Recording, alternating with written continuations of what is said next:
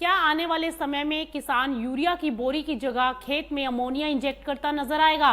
क्या सरकार का ये नया प्रयोग भारत के फर्टिलाइजर सेक्टर की तस्वीर बदल सकता है? और क्या एक ऐसा फैसला जो अभी ट्रायल के दौर में है, भविष्य में देश का हजारों करोड़ रुपए का आयात बिल बचा सकता है?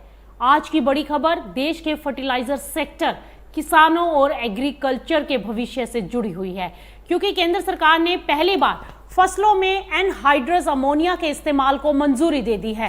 सुनने में ये एक तकनीकी फैसला आपको लग सकता है, लेकिन अगर ये प्रयोग सफल हो गया तो भारत की खेती में उतना ही बड़ा बदलाव ला सकता है जितना कभी यूरिया ने लाया था। तो आखिर सरकार ये कदम क्यों उठा रही है? किसानों को इससे क्या फायदा होगा और क्या ये सचमुच यूरिया का विकल्प बन सकता है? आइए समझते हैं पूरी कहानी को। दरअसल भारत की खेती आज भी नाइट्रोजन आधारित फर्टिलाइजरों पर डिपेंड करती है।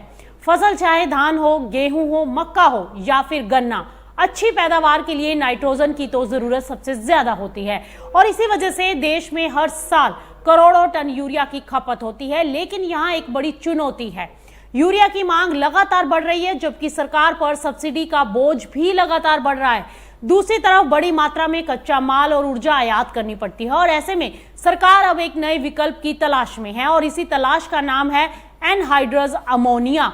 अब सवाल है कि आखिर ये अमोनिया इतना खास क्यों है?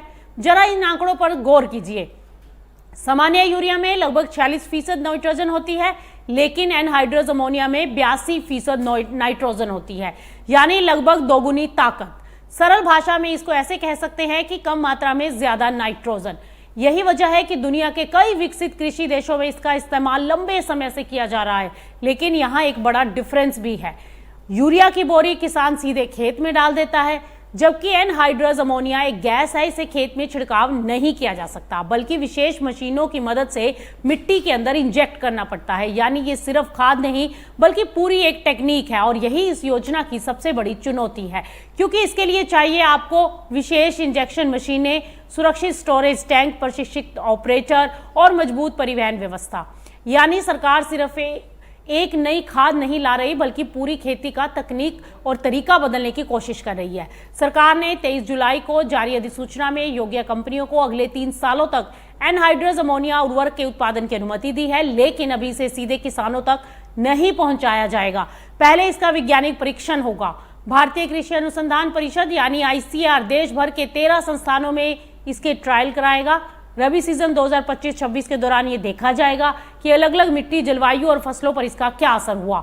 अगर परिणाम पॉजिटिव रहे तो अगले चरण में इसे किसानों के बीच पायलट प्रोजेक्ट के रूप में उतारा जा सकता है। अब इस कहानी का एक और दिलचस्प पहलू है। भारत के कई यूरिया संयंत्र हर साल हजारों टन अतिरिक्त अमोनिया पैदा करते हैं। कुछ अनुमानों के अनुसार ये मात्रा 2000 से 6000 टन प्रति वर्ष तक हो सकती है, लेकिन इसका पूरा उपयोग नहीं हो पाता।